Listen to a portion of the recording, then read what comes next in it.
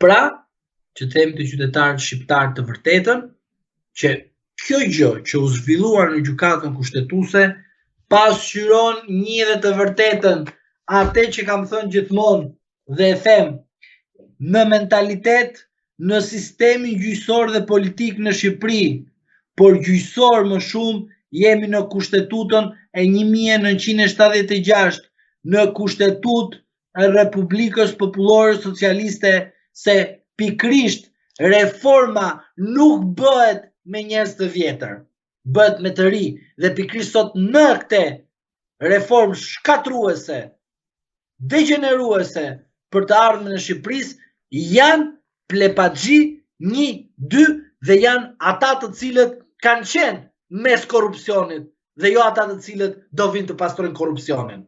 Se kjo është e paimagjinueshme. Pra, ke njerëz të cilët kanë bashkëpunuar me njerëz që kanë qenë të korrupsionit dhe na pastroheshin me një komision të pavarur të kualifikimit që sot i ketë mandatuar për deputet në radhët e Partisë Socialiste. Kjo është reforma e plepave të mashtrimit të çdo qytetar shqiptar që të besojë që sapuni dhe djathi janë produkt ushqimor, që të kundrazi janë. Nuk janë produkt ushqimor dhe këta na detyruan që të besojmë në këtë gjë. Këtë mashtrim poshtërues që qytetarët shqiptar i ftoj që secili ta selektoj dhe ta shikoj me sy të vërteta, sepse këto aprovime ose këto mos reagime janë dëmtim për të ardhmen, për fëmijët tuaj, se si mund të katandisen në përburgje dhe nesër mos të gjejnë drejtësi. Të mbetemi pak te sulmi ndaj SPAK-ut, ku në media është aluduar se pas këtij sulmi qëndron Fatmir Xhafaj dhe se atij është bastisur zyra nga BKH-ja dhe SPAK-u, ndërkohë nga ana tjetër vetë Xhafaj e ka hedhur poshtë një pretendim të tillë. Ju si mendoni, si qëndron e vërteta në këtë rast? Për të bërë sekuestrimin ose kontrollin të një zyre të një deputeti kërkohet mandat nga Kuvendi i Shqipërisë. E hedh këtë unë poshtë sepse nuk e besoj të ketë ndodhur kjo gjë. Ndërsa pjesa tjetër, për sa i përket mënyrës se si është proceduar nga agjentët për të kontrolluar një zyrë që mund mos jetë një deputetit, është gjë tjetër. Pa përfshin zoti Xhafa apo jo, kjo mbetet një betejë politike midis Xhafajt me Sali Berishën, i cili Sali Berisha tha që unë mendoj se është Xhafaj. Normalisht kjo mbetet një problem i brendshëm në kuptimin politik dhe nuk mund të them në këto momente a kemi të bëjmë me përfshirjen e tij. Por për shkak se ai ka një qendrim mbrojtëse ndaj Erion Velis, mendoj që ai është përfshirë në këtë skandal për shkak se ai mbron Erion Velin dhe ajo çfarë duan t'i bëjnë atit është një goditje për Erion Velin, por po godasin ata që ai mos të jetë më deputet dhe me këtë arsye mos të jetë më kryetari i ligjeve në një parlament të ri, i cili mund të ketë mundësi ose të jetë kryetari i ligjeve ose të jetë antar i ligjeve në varës çfarë pozicioni mund të ketë, që dhe ai të dëmtohet në fushat që mos të marrë vota në të ardhmen. Pra do të thotë nuk është shumë herë të mendojmë është Xhafaj, po përsëri çfarë tregon kjo gjë? Kjo tregon që SPAK-u nuk shkon të godasi pushtetin aktual, që do të thotë ministrin në detyrë i cili normalisht në kohën kur kryet vepra penale, ka kryer vepra penale. Jo pasi kanë kaluar disa vite, pastaj themi erdhi momenti të bëjmë veprën penale, pra ta hetojmë, të gjykojmë dhe ta dënojmë personin. Si mendoni, pse Edi Rama nuk ka reaguar për këtë ngjarje sa i përket sulmit ndaj SPAK-ut, duke qenë se ai mund të reagojë dhe ka reaguar shpeshherë qoftë edhe për ngjarje më banale? Sepse Rama mendon se goditja ndaj SPAK-ut nuk është në kompetencën e tij, është një gjë teknike për Ramën, nuk është diçka që i shërben Ramës dhe nuk ka pse Rama të merret me goditjen e SPAK-ut, ku ndërkohë Rama e din shumë mirë që në rast se goditet SPAK-u është goditur sistemi dhe themelet e demokracisë së vendit. Dhe në rast se Rama do të reagonte, çfarë do të thonë? Do të thonë që unë nuk pata mundësi të jap fondet e duhura SPAK-ut që të mbroj veten në rast se ndodh, pra në rast se kemi një goditje të tillë. Pra do pranonte dështimin konkret. Prandaj Rama nuk reagon sepse qeveria ka për detyrë të mundsojë në mënyrë ligjore dhe në mënyrë financiare çfarë duhet, atë që duhet është qartazi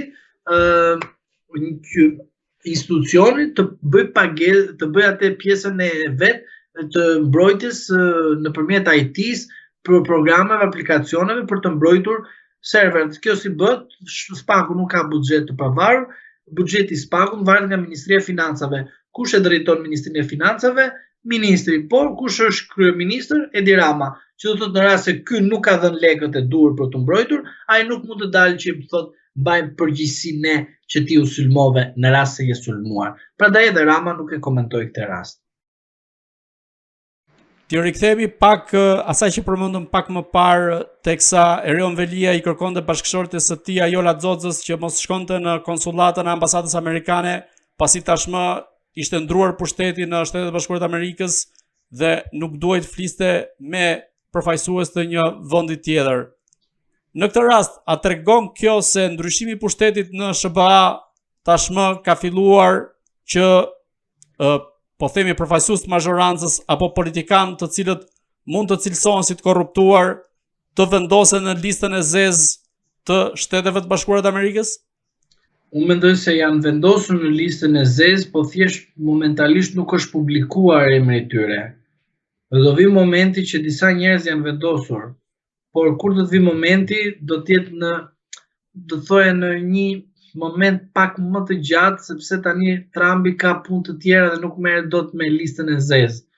Por ajo që dihet është që ardhja e ambasadorit të ri amerikan në Shqipëri ose ambasadores së re në Shqipëri nga Amerika se është vonuar shumë dhe kjo vonesë në kupton qartazi që nuk ka një listë të qartë dhe standard kush duhet të jetë në listën e zezë, por me atë që unë di, në shtete të tjera është përdorur një makineri tjetër, e cila ishte një makineri shumë problematike.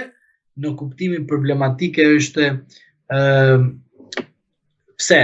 Sepse atë e tha ose e bëri listën e zezë degët e partive republikane amerikane që ndodhen nëpër botë.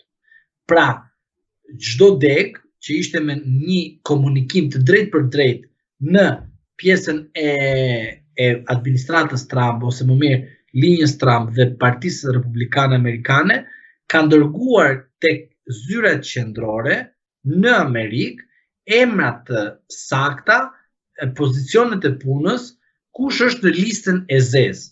Por që të përpunohet kjo listë dhe të filtrohet, do pak kohë, por të jeni të bindur që kjo është bërë. Pra, edhe në Shqipëri, një person ose një zyrtar që është me një nivel të posaçëm dhe ka një komunikim me Partinë Republikane Amerikane, ka dërguar një listë të gjatë nga Shqipëria me 69 emra, të cilët nuk janë ende të ditur, po do të bëhen publike në kalimin e kohës, që do të kemi të radhitura sipas degës së republikanëve amerikanë, të cilët do të thonë që këto vendet, këto individ, jo vetëm që kanë cenuar marrëdhëniet midis dy vendeve, duke qenë pjesë e fondacionit Soros, por këto individ kanë tentuar të prishin dhe imazhin e presidentit Trump në vendin e tyre.